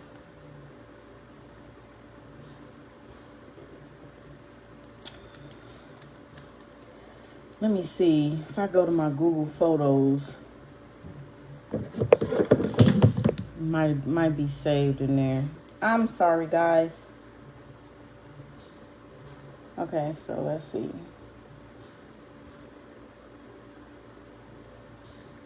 Google Photos. No, I don't want the app. Sign in. Not that one.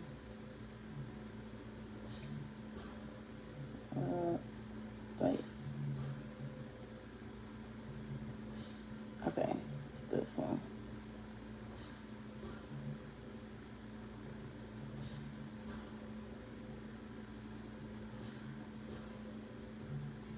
Oh my goodness, I gotta go. Yes, it's me. All this extra security. Okay.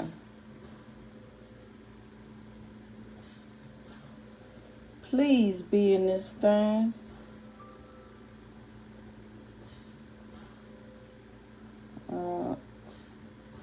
I haven't backed up. That sucks. It's in the phone that I'm on. I'll post it. But let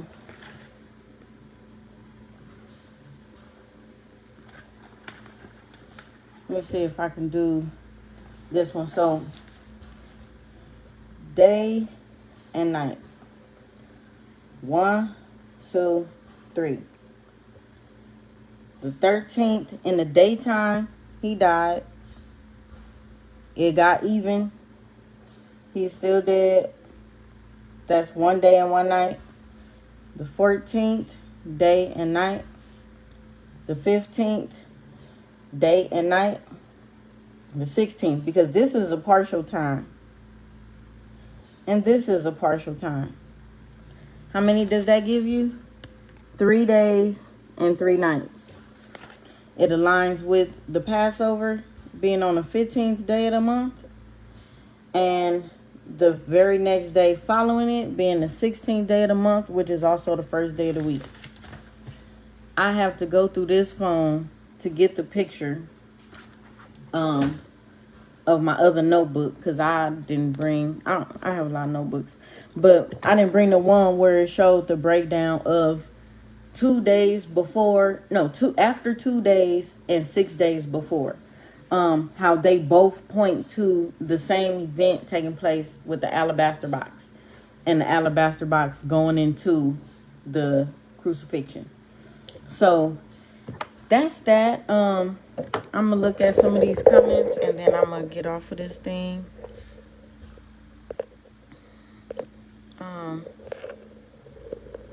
Okay, let's see.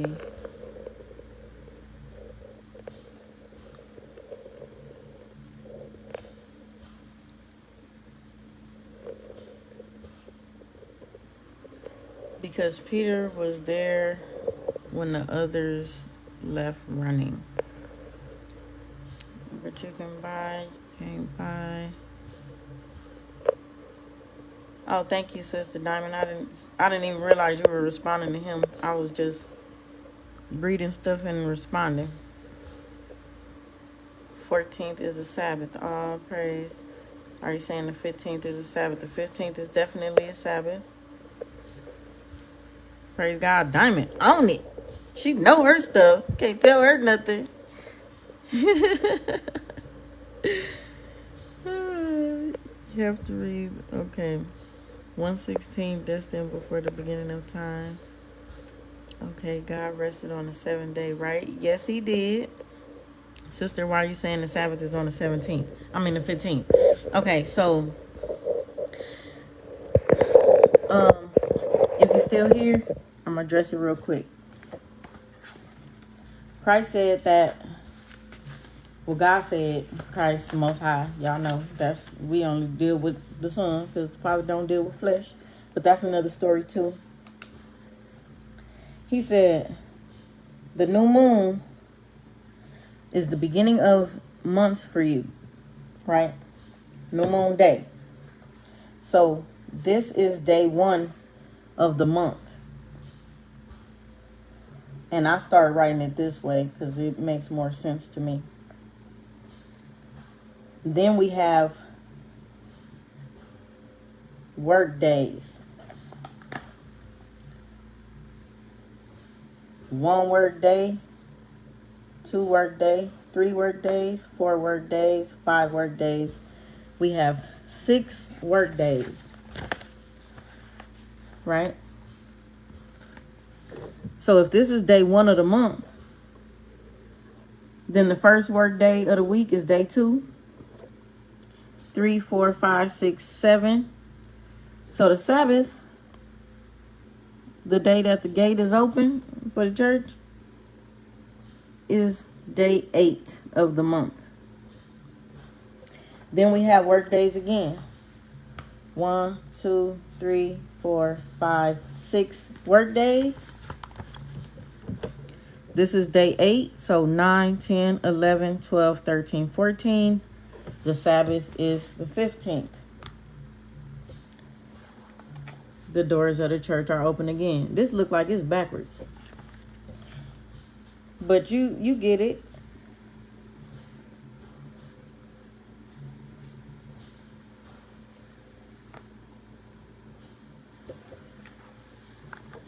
We have 4 weeks, just like we have 4 phases of the moon. After the 4th week, we go into a Sabbath.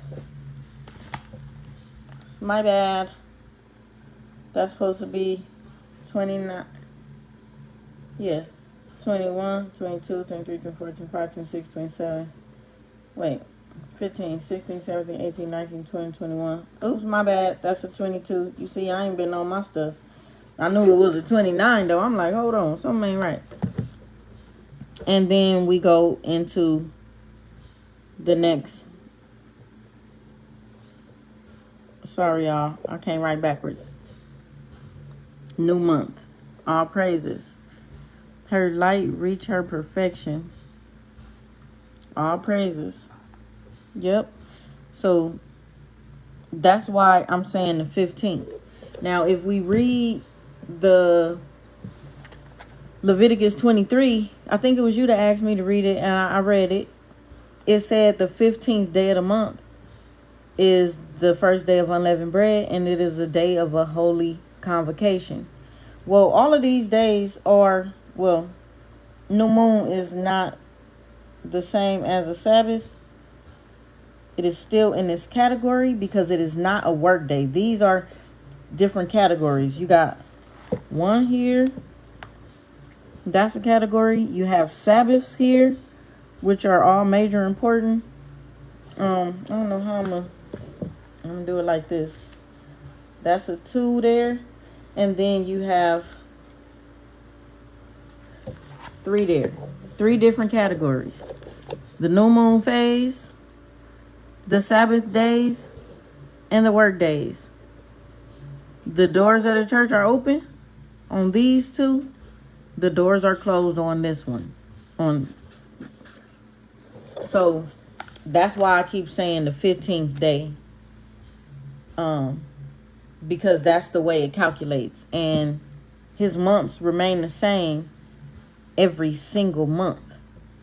It's not like the Gregorian calendar that's all confusing. This month, the 1st is on a Tuesday. Next month, the 1st is on a Thursday. Or this month is 29 days in February, and then you don't get another year with 29 days in February for 3-4 more years. His months and his days, his whole cycle remains the same. So we have a sign that lets us know when we are in each of these periods. We have signs. You're gonna see the sign, a major one, on April the 8th. The world is going to see.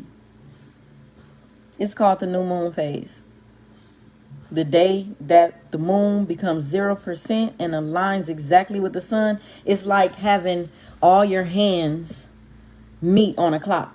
The hour hand is 12 o'clock, the minute hand is 12 o'clock, and the second hand is 12 o'clock. Bam, restart. Now we're at the beginning. We're into the first hour. Well, same thing with new moon. When those 2 meet, bam, I bet you the stars meeting in some kind of way. I don't know though, so don't quote me on that. But bam, now we in the first hour of the first day of the first month. The world is going to be paying attention. So, yeah, that's that. Okay, why can't we talk without getting mad with each other? I'm not mad. I apologize if it seems like I'm mad. I'm from Compton, California, okay? I lived in a group home with a lot of people. And I had to get tough skin because I was real soft and delicate and gentle all the time. And then it was like, can you stop saying please? Dang, how many times you gonna say thank you? And then I had to get some tough skin. I had to give my kids some tough skin. My kids, I never cussed at them, sit your butt down. It was always bottom.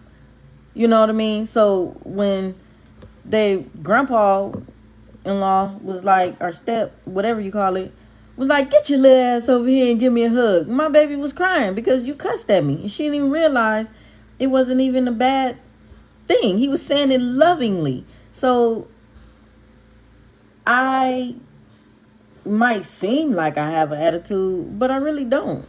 I mean, unless if you're not from the hood, maybe you can't relate. I don't know, but when it's time for me to be quiet, I'll be quiet. But this is not a time to be quiet. I'm talking. I'm explaining something. Like, if I talk like this the whole time, I don't think anybody will watch my videos because it would be boring, honestly. And I mean, would you stick around if I just talk like this the whole time? And even now, I'm putting some emphasis on some of my words, stretching out syllables a little longer and shorter. Like, that's boring. Who wanna sound like that? I don't. So I'm sorry if you think I'm mad, but I'm not mad.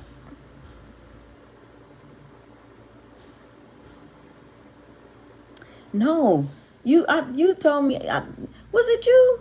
It was you. Last time said they inserted the word new moon. No, I see new moon in the Bible.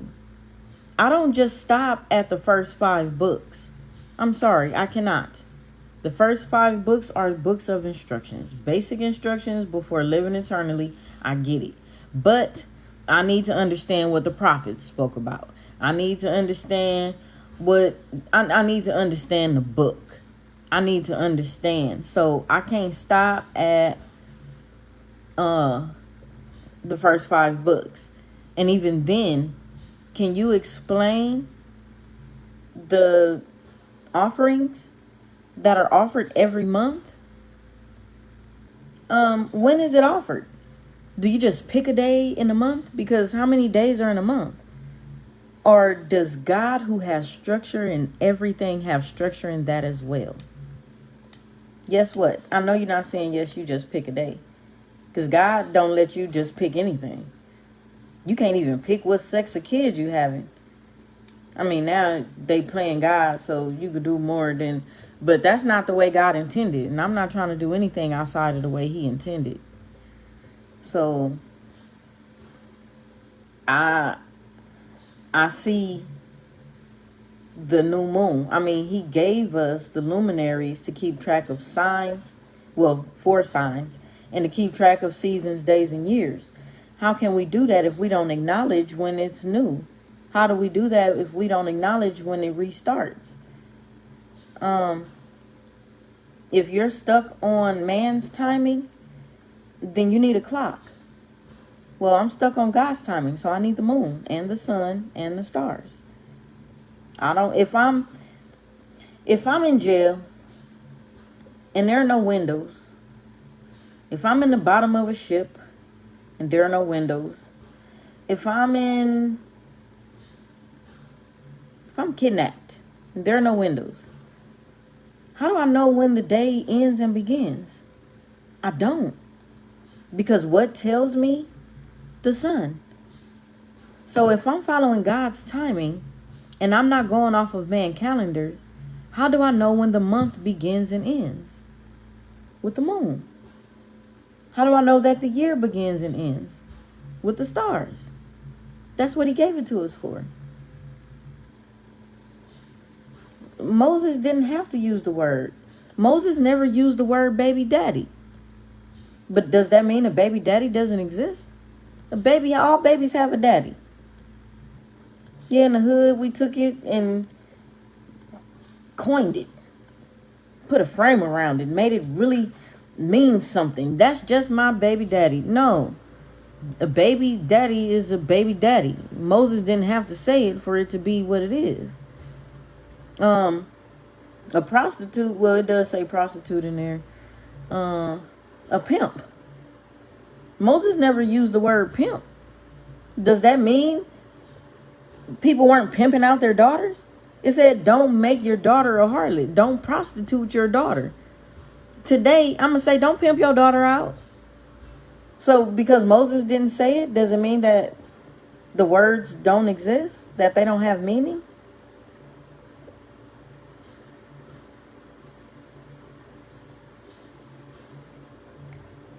Thank you. Thank you, Brother Charles. Boy, I can't understand that for the life of me. This is what it would sound like if they put it into words. God's calendar is only good for the feast days. You must trust man to find the Sabbath. That's what Brother Bowie and Brother Elijah sound like to me when I put their words into words, when I put their actions into words. Because how do you follow it sometimes, but not all the times? That's on the fence. That's lukewarm. You're about to be spewed out. That is scary. I am so glad Brother Elijah kicked me out, because I never would have found this truth. That is the best thing that has ever happened to me. I never would have studied for myself. I was comfortable working my butt off for that man, thinking I'm doing it for God, keeping all the Sabbath days wrong. Yeah, that's the Gregorian calendar for real. That, and it makes no sense. And I'm going to tell you why they doing it. For the love of money. For the love of money. Standing in the pulpit. I ain't gonna do that. But for money. He knows that the minute you tell your job, I appreciate you only being open Monday through Friday, but I follow the clock in the sky, and I'm gonna need my off days to revolve around God's timing. So this month it may be Tuesday, next month it may be Wednesday, and I'll only be able to give you a week in advance, because I have to verify it in the sky. A lot of people gonna lose their jobs. A lot of people gonna be like Brother Elijah, Brother Bowie, I need a benevolence application. Because I had to fill out an application and I got denied.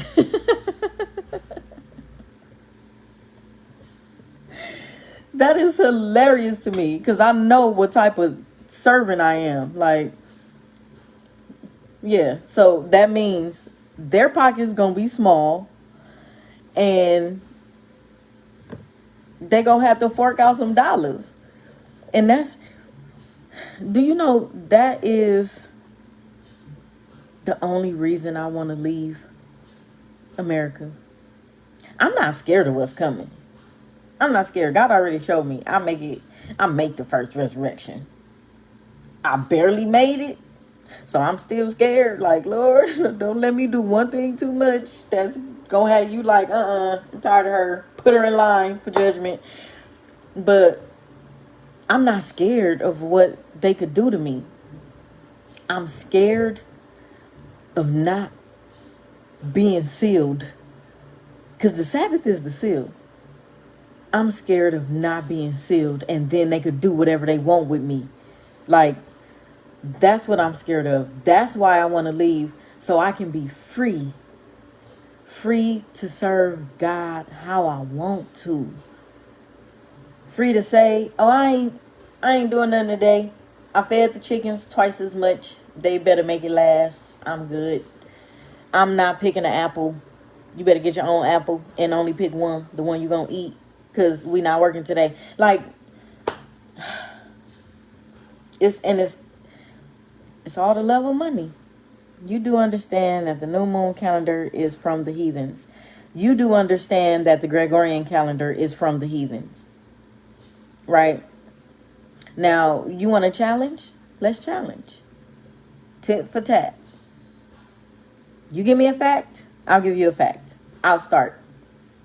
It's named after a pope, a Roman. The Roman Empire, that turned to the Roman Catholic Church. The papacy. The Antichrist. That changed times and laws. These are words out of the Bible. They will come to change times and laws. Gregory changed times, but it didn't get the stamp of approval from the Most High, so it's null and void.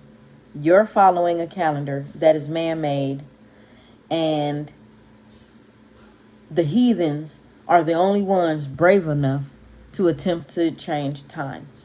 Go. Your turn. Daniel 7.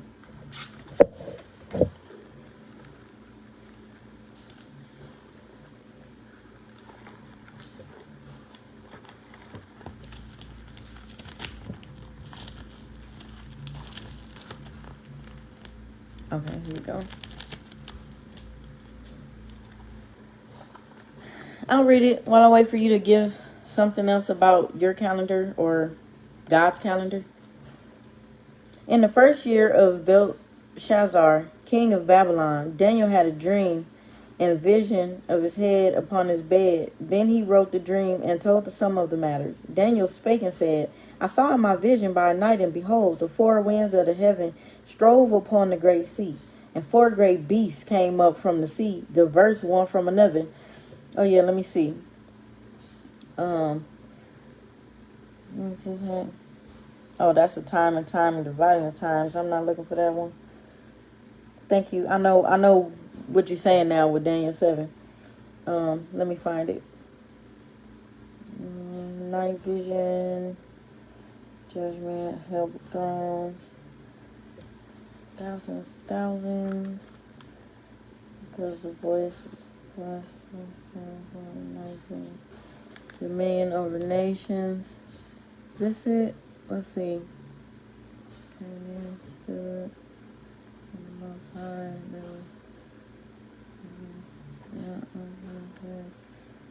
Made war. Okay, is this it? Time came and says 25th verse. I was almost there. See, I was there. Oh wait, that's times and dividing the times. Okay. And he spake great words against the Most High, and shall wear out the saints of the Most High, and think to change times and laws. That's crazy. And they shall be given into his hand until a time and times and dividing of times. You know what's crazy is I went straight to this verse and I said, no, that's the time and dividing of times. And it was the verse. That's why I be passing over verses. Praise God. Like, praise y'all. Because that's crazy. I went right to the verse and was like, nope, that's not it. And he shall speak great words against the Most High, and shall wear out the saints of the Most High, and think to change times and laws. And they shall be given into his hand until a time and times and the dividing of time. So who gonna be given into his hands? The people that's keeping his calendar. Because the people that's on God's timing, that's keeping the Sabbath day according to God's timing, will be sealed. The Sabbath day is what lets him know who is in his covenant. The Sabbath day is what seals us. What else could be the seal? What else is it that he says, if you do this, I'm going to take care of you? He said, if you turn your foot from the Sabbath, I got you. The one thing that they are doing everything in their power to keep you from doing, keeping the Sabbath. You got to work. Nope. You don't know when, you don't know how to tell time. So let me give you a clock. And matter of fact, we're going to change the hours. We're going to change the time because you don't even know how to follow the sun and the moon. And you don't realize that if you stay on the time that I put you on, you're going to be way off. So we're going to change times. And now you don't even have to do it manually. I'm going to give you a cell phone. I'm going to give you a watch. That's automatic. We're going to make sure your car changes automatically. Everything is going to be automatic. Just trust me and follow me. He's talking about the Greeks. They follow the lunar calendar also. Well, I don't care what the Greeks do. And I don't care who following the moon. I follow the luminaries. The luminaries. Now, if you pay attention to history, you will see that there were times that we followed the heathen. And every time, God said, get in line, get it straight. Let me remind you of my law. And then there are times that the heathen follow us. How many times did they say, you know what? That's the real God. We following the real God from now on. Whatever they do, that's what we doing. If we fell off, do you think they fell off? See, I don't put my trust in man. Cursed is the man that put his trust in man. So I don't put my trust in man. I don't care what the ancestors did. They said, put Christ's blood on me. So you think I'm finna follow them? I don't care what nobody did. I don't care what my mama did. I'm not following her. I don't care what Brother Bowie did, Brother Elijah did. I don't care what Samson did. I don't care what Solomon did. I don't care what Moses did. I'm following Christ. Everybody that I named was used by God and got in trouble. Am I trying to get their punishment? God told Moses, you will not get into the promised land. I'm going to take you out before the people go into the promised land. Since you want to smite that rock and not give me my due diligence, not give me my credit. So I love Moses. Am I talking crazy about Moses? No. Do I want to follow his footprints? No. I want to follow Christ's footprints. He's the only one that did it right. So I don't care what the Greeks did, the Romans did, the Israelites did. I don't care what none of them did. And neither should you. Who are you following? Make it make sense. People think I'll be talking crazy about Brother Elijah. Because I tell the truth? Because I'm trying to save you from the slaughterhouse? That's crazy. I ain't worried about that, man. Now, I do got art with him.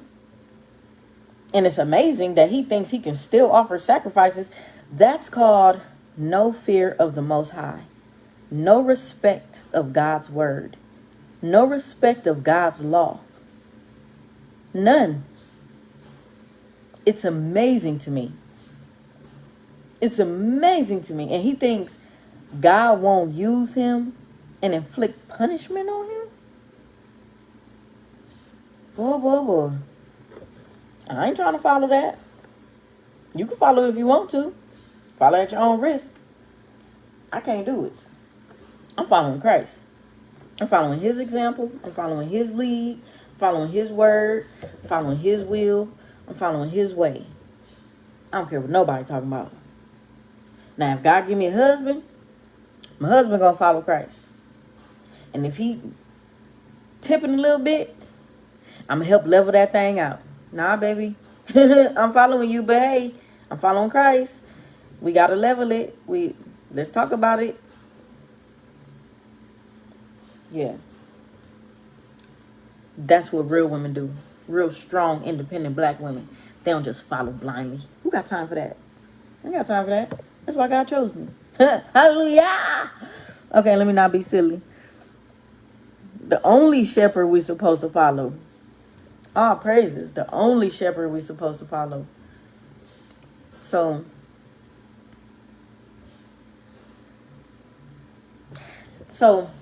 I'm going to say this to you. And I'm going to say this with love. Now, I don't know what kind of love you have ever experienced in your life. But I love you. And sometimes love is tough. And sometimes the truth hurts. So listen to me. Hear me. And take heed. You are on the road to destruction. Okay? You are stuck in your ways. I am worried about you. You keep saying the same thing. You're not even saying anything new. You're not even switching it up a little bit. And that will lead you to judgment, where you will have to be judged based off of your words, your actions, your deeds. And I don't know about you, but I don't want that for myself. So I don't want that for you.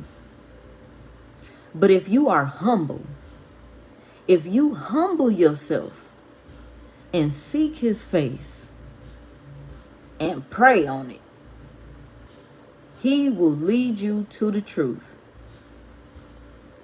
I pray that you are meant to make it into the kingdom. I really do.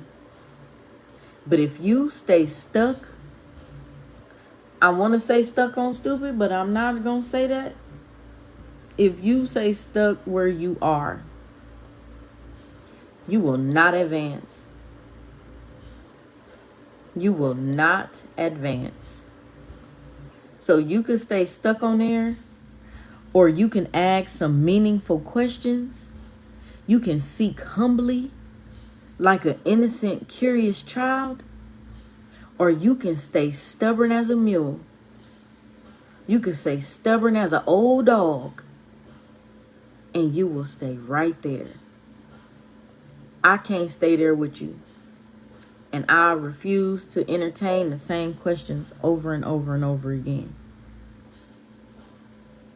I did my research. And I gave you the information. Did you do your research? Because you haven't come back and said, okay, I looked at this and I disagree. I can respect that. But you keep saying the same thing. I don't see where you've researched anything. I'm just saying, not to be mean, rude, disrespectful. I'm really saying it with love. And I hope you hear me and you really think about it. Okay, no. I read Revelations. Let me use something else. I read the crucifixion 50 times. I read it 50 times. I read Revelations 8 over and over and over and over again until I read it one time and a different question popped in my head a different way. I thought about it a different way. So I don't care how many times you read it. Read it again. Read it slowly. Dissect the words. Read one verse at a time and meditate on it. Whatever you have to do. But okay, I've never even heard of the Lost Book of Peter. But I have read a lot of lost books. And I'm telling you now, any discrepancy that goes against the Holy Bible, I'm throwing it out the window. That's just what it is. There are discrepancies from one book to the next book. For example, they said Cain died because one of his... I don't know how he died, because the Holy Bible doesn't say it. So I can read those other books. It'll be entertainment. It'll be just like me reading any other book. But my foundation is set. Okay, what does Peter have to do with the new moon? Peter wasn't there when God told Enoch, when God sent Uriel to tell Enoch about the moon. Peter wasn't there when the luminaries were set up. Peter wasn't there. By the time Peter got there, they already been doing what they've been doing for how long? 2,000-3,000 years. So reading Peter is not going to change my mind on what I can confirm in the sky. There's an event happening on April 8th. What do you call it? An eclipse? What is an eclipse called? A new moon. So I'm going to leave that alone because, yeah, that sounds like folly, and I don't have time for it. You want me to entertain it? Read Enoch again. Just the verses about the moon. And then we can discuss that. Or point out something in the Bible that says don't do new moon. Show me where the date that is given for the monthly sacrifice. If you can't show me those things, read it again. I'm about to go. God is good. All praise, glory, and honor to the Most High God of Abraham, Isaac, and Jacob, a.k.a. Israel. And I love y'all. you want me to continue that conversation though, we can discuss Enoch. That's it. Or you could show me the things that I said that I need to see in the Bible, in the foundation. I'm gonna read this one verse and then I'm gonna be out of here. This is Genesis verses 1. Genesis chapter 1 verse 14. It says, and God said, let there be lights in the firmament of heaven to divide the day from the night, and let them be for signs, and for seasons, and for days, and for years. Now, that's what I'm sticking to. So, peace and love, y'all. I'm out of here.